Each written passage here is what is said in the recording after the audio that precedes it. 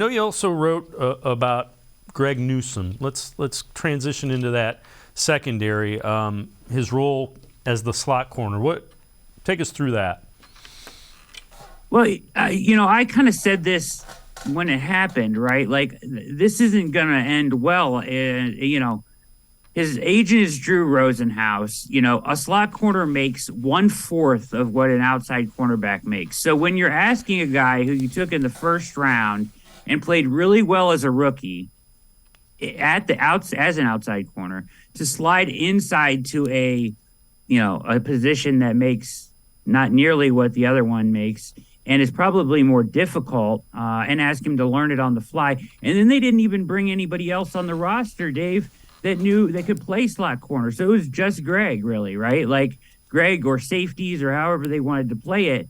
But he was really the only guy, and he was learning it this year.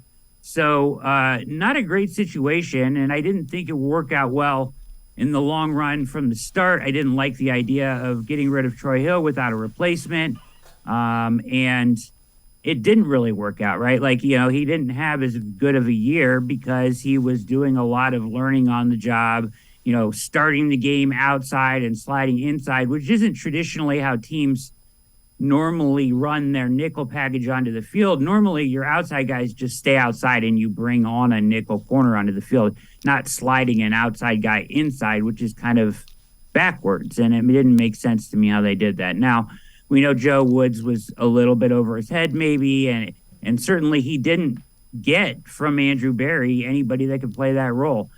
It'll be interesting to see where they go from here, because now you have three corners in Emerson, who showed up and played terrifically, that all are very good on the outside. And we've seen Newsome, cryptic tweets and also a statement at the end of the year very much saying that he would like to change his role going forward, which is pretty predictable. So it'll be interesting, certainly, to see how Schwartz handles this.